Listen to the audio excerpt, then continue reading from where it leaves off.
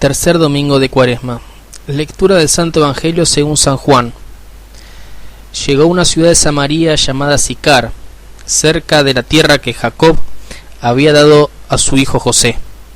Allí se encuentra el pozo de Jacob. Jesús, fatigado del camino, se había sentado junto al pozo. Era la hora del mediodía. Una mujer de Samaria fue a sacar agua, y Jesús le dijo: «Dame de beber». Sus discípulos habían ido a la ciudad a comprar alimentos. La samaritana le respondió: «¿Cómo? ¿Tú que eres judío me pides de beber a mí, que soy samaritana?» Los judíos, en efecto, no se trataban con los samaritanos. Jesús le respondió: «Si conocieras el don de Dios y quién es el que te dice dame de beber, tú misma se lo hubieras pedido y él te habría dado agua viva».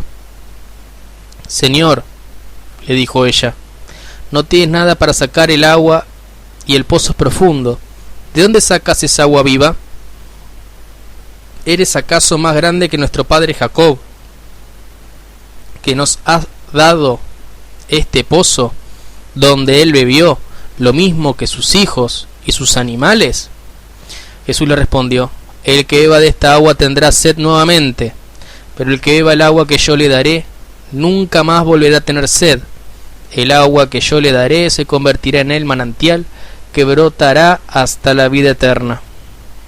«Señor», le dijo la mujer, «dame de esa agua para que no tenga más sed y no necesite venir hasta aquí a sacarla». Jesús le respondió: «Ve, llama a tu marido y vuelve aquí». La mujer le responde: «No tengo marido». Jesús continuó: «Tienes razón al decir que no tienes marido, porque has tenido 5 y el que ahora tienes no es tu marido. En eso has dicho la verdad». La mujer le dijo: «Señor, veo que eres un profeta.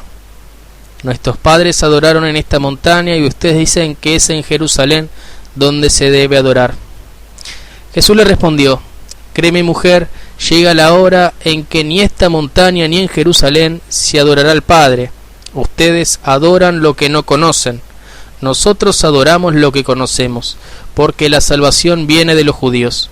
Pero se acerca la hora, y ya ha llegado, en que los verdaderos adoradores adorarán al Padre en espíritu y en verdad, porque esos son los adoradores que quiere el Padre. Dios es espíritu, y los que adoran deben hacerlo en espíritu y en verdad». La mujer le dijo: «Yo sé que el Mesías llamado Cristo debe venir. Cuando Él venga nos anunciará todo». Jesús le respondió: «Yo soy el que habla contigo». En ese momento llegaron sus discípulos y quedaron sorprendidos al verlo hablar con una mujer. Sin embargo, ninguno le preguntó: «¿Qué quieres de ella?» o «¿Por qué hablas con ella?». La mujer, dejando allí su cántaro, corrió a la ciudad y dijo a la gente: «Vengan a ver un hombre que me ha dicho todo lo que hice. ¿No será el Mesías?». Salieron entonces de la ciudad y fueron a su encuentro. Mientras tanto sus discípulos le insistían a Jesús diciendo: «Come, maestro». Pero él les dijo: «Yo tengo para comer un alimento que ustedes no conocen». Los discípulos se preguntaban entre sí: ¿alguien le habrá traído de comer? Jesús les respondió: «Mi comida es hacer la voluntad de aquel que me envió y llevar a cabo su obra. Ustedes dicen que aún falta 4 meses para la cosecha, pero yo les digo: levanten los ojos y miren los campos, ya están madurando para la siega. Ya el segador recibe su salario y recoge el grano para la vida eterna. Así el que siembra y el que cosecha comparten una misma alegría. Porque en esto se cumple un proverbio: uno siembra y otro cosecha. Yo los enviaré a cosechar donde ustedes no han trabajado, y otros han trabajado, y ustedes recogen el fruto de sus esfuerzos». Muchos samaritanos de esta ciudad habían creído en él por la palabra de la mujer que atestiguaba: «Me ha dicho todo lo que hice». Por eso, cuando los samaritanos se acercaron a Jesús, le rogaban que se quedaran con ellos, y él permaneció allí 2 días. Muchos más creyeron en él a causa de su palabra, y decían a la mujer: «Ya no creemos por lo que tú nos has dicho. Nosotros mismos lo hemos visto y oído y sabemos que Él es verdaderamente el Salvador del mundo. Palabra del Señor. Gloria a ti, Señor Jesús. ¿Qué tal, queridos amigos y hermanos en Cristo? Ya tercer domingo de Cuaresma. Estamos más o menos a medio camino. Y nos proponen esta lectura del Evangelio del Juan, muy larga, son casi 40 versículos. Bastante, muy extensa y por lo tanto muchas cosas de que hablar. Primero rescatando que este es el Evangelio de Juan, es el último evangelio en ser redactado y es también uno de los, es uno de los últimos que entra en el canon, en definitiva. Es cercano al año 90. ¿Cómo serán las cosas ya en este momento que en el Evangelio de Juan no se habla de fariseos o saduceos, sino que directamente los judíos, dando a entender que el público de este Evangelio es no judío, es pagano. Es cristiano de origen pagano. Por eso habla de los judíos, un genérico. O cuando acá habla de los samaritanos, tiene que hacer la aclaración del evangelista de por qué la respuesta de la mujer. Porque los judíos y los samaritanos no se trataban. ¿Por qué no se trataban? Por una razón muy simple. Si recordamos la monarquía de Israel, el primer rey es Saúl, lo sucede, cae en pecado, lo sucede David, lo sucede Salomón. Salomón tenía unas tasas de impuestos muy altas, además hizo cosas que desagradó al Señor, y su hijo, creo que era Roboam, esos nombres raros que tenían, continuó con estos impuestos altos, y Jeroboam, que era un contrincante en definitiva, se termina dividiendo el reino, los que estaban con la descendencia salomónica y el que no. Como primer punto, el reino del norte llamado Israel, el reino del sur llamado Judá. El reino del norte, para diferenciarse del reino del sur, dice el libro de los Reyes, que hacen el culto baálico en norte y en el sur. En Dan y en sur creo que era Betel, no recuerdo dónde. Luego de la división y de la pelea entre los dos reinos, el reino del norte o de Israel, el reino del sur o de Judá, el imperio asirio invade el reino del norte y lo destruye, lo hace desaparecer, exilia y bueno, no hay más rastros del reino del norte. Los que quedaron en la tierra del norte, en definitiva, fueron exjudíos, por así decir, los que se mezclaron con asirios y otros pueblos, haciendo un menjunje medio raro, pero que tenía ciertas cosas judías. Por ejemplo, el Pentateuco era igual. Acá la samaritana va a hablar de Jacob, de los hijos de Jacob. Ellos también se sienten de la descendencia de. Por eso el evangelista, en la aclaración donde Jacob le dio las tierras a José, me diciendo, bueno, estos samaritanos eran de la tribu de José. Esa es la parte histórica de por qué el reino del norte y el reino del sur están peleados, por qué la pelea entre samaritanos y judíos o ex reino de Jerusalén. Motivos históricos, por lo menos que narra la Biblia. Es una ciudad, Sicar da el nombre, así que eso nos da una pauta de veracidad, da la aclaración la explicación de ese lugar, cerca de las tierras que Jacob le había dado a su hijo José. Ahí se encuentra el pozo de Jacob. Jesús, en una actitud muy humana, se queda al lado del pozo, seguramente sediento, esperando a alguien que le diera de beber, y viene esta mujer. Entonces le pide bebida. La mujer reconoce de que es un judío, y entonces la sorpresa es doble por parte de la samaritana. Uno, porque un hombre le está hablando a una mujer, parece machista, ¿sí? Bueno, era la mentalidad de la época. Y segundo, el pedido de un hombre a una mujer: dame de beber. Es un pedido de auxilio, un pedido de ayuda. Se está humillando más abajo que una mujer. Mentalidad judía, a lo que va a hacer mucho ruido. Entonces la mujer se sorprende, más que sea un hombre pidiendo a una mujer, es que un judío le vaya a hablar con los samaritanos. Muchos judíos preferirían morirse de sed antes de pedirle agua a un samaritano. Jesús le hace toda una comparación analógica de una supuesta agua viva, que los cristianos entendemos el bautismo, pero que la mujer no entiende nada. Lógico que la mujer no entienda nada, porque era una época de una mentalidad muy literalista, y en definitiva la mujer se lo toma así. Entonces Jesús le dice: si vos supieras quién soy yo, me pedirías agua viva.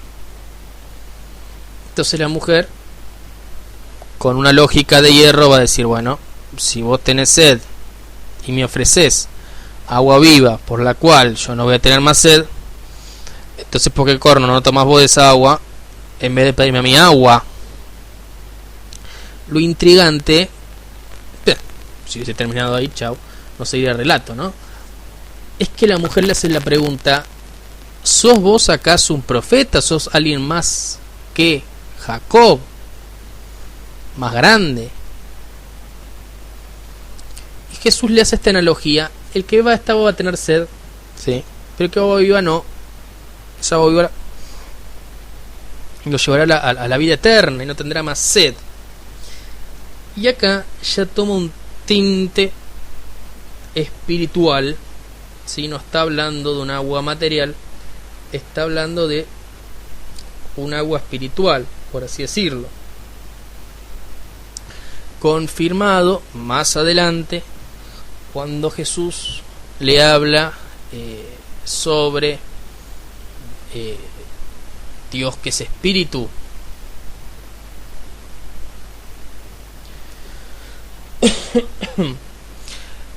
Cuando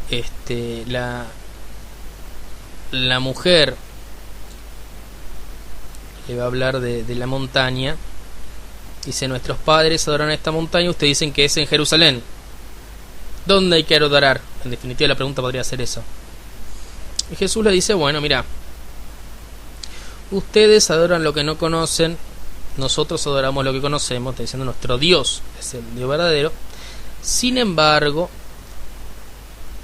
la hora se acerca, y hay una aclaración: ya ha llegado, ¿sí? Una aclaración que estaba entre paréntesis. Puede ser muchas cuestiones. Una puede ser una aclaración. Recordemos de que está hablando a sus discípulos. La hora se acerca, dijo Jesús, y ya ha llegado, dice el evangelista. Ahora, que los verdaderos adoradores adorarán al Padre en espíritu y en verdad, porque esos son los adoradores que quiere el Padre. ¿Por qué? Porque los judíos decían: nosotros somos el pueblo de Dios, nosotros somos los que adoran a Dios. Dice: no, Dios es espíritu, y los que adoran deben hacerlo en espíritu y en verdad. ¿Por qué?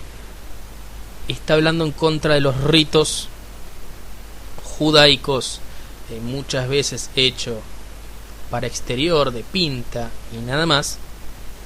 Y acá está diciendo Jesús, no, miren, le está diciendo a la samaritana, pero también le está diciendo a los discípulos de Juan 90, 95, del momento.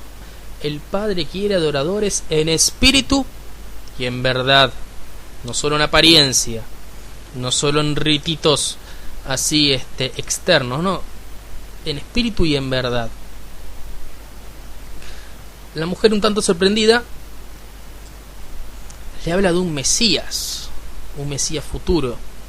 Los judíos no tenían en claro el Mesías. Bueno, parece que la mujer sí tenía más claro que los judíos. O sea, hay escatología, es jalón final, logía estudio, ¿sí?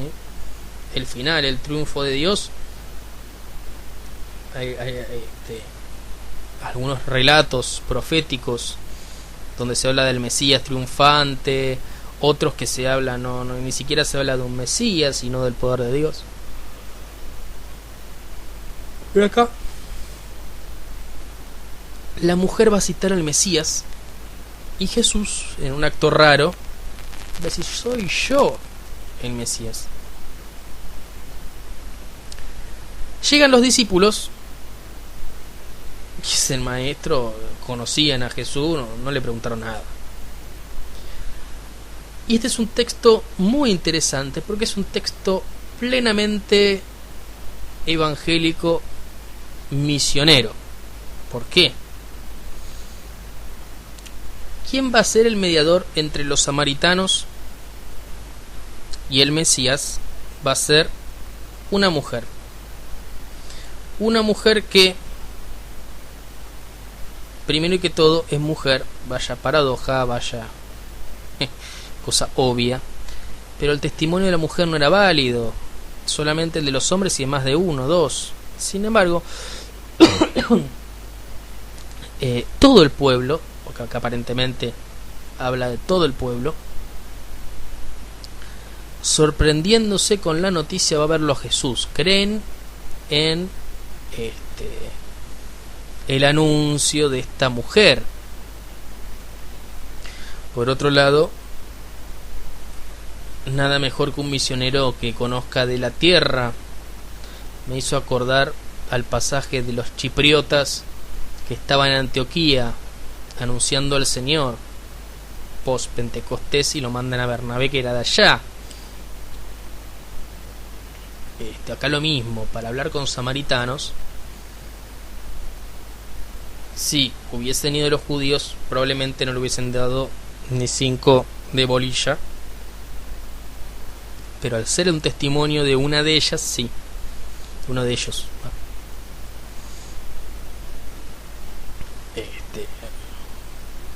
Samaria, los samaritanos con Jesús, si bien todo el mundo se acuerda de la parábola del buen samaritano, que en definitiva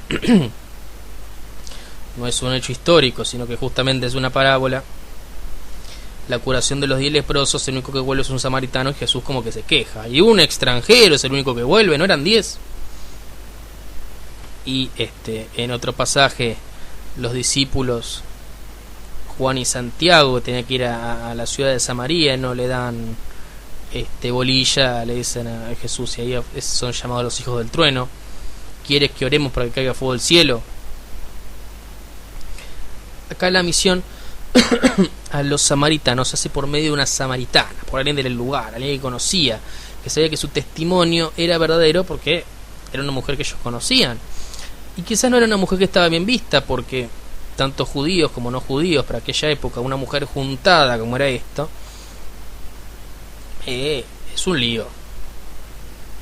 Es un lío. La mujer tuvo 5 maridos y ahora está con otro juntada. Divorcio, no divorcio, viuda, bueno, no sabemos. Quizás puede haber muchas hipótesis. Lo fundamental, y con esto termino, es que en el versículo 42, el pueblo samaritano le va a responder a la mujer. El 41 dice, mucho más creyeron en él a causa de su palabra.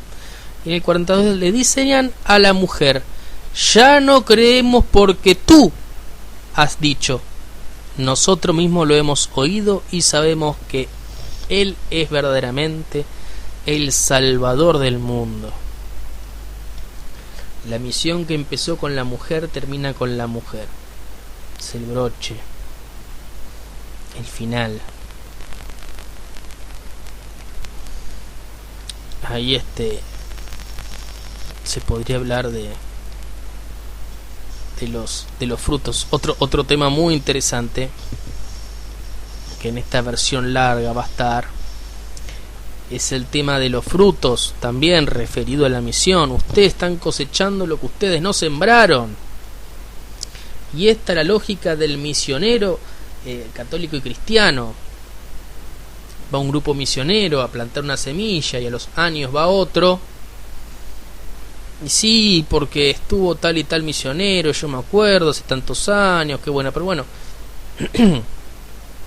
ellos están cosechando lo que ellos no sembraron, y a su vez ellos van a sembrar otras semillas que no la van a ver, que les tocará a otros cosechar. Es la lógica del misionero. Uno va a sembrar, quizás ve frutos, quizás no, quizás esos frutos son buenos, quizás esos frutos son malos, pero alguien o el mismo Dios va a ser el que coseche esos frutos. Unos siembran, otros cosechan. Es una analogía a la siega, a la siembra y a la siega. Siega con ese segar de cosechar. Unos siembran, otros cosechan. Así que este es un evangelio para animarnos a misionar, la misión, a lo que es fundamental ya en la época del evangelista Juan. Queridos amigos y hermanos en Cristo, que Dios los bendiga enormemente y nos vemos la semana que viene.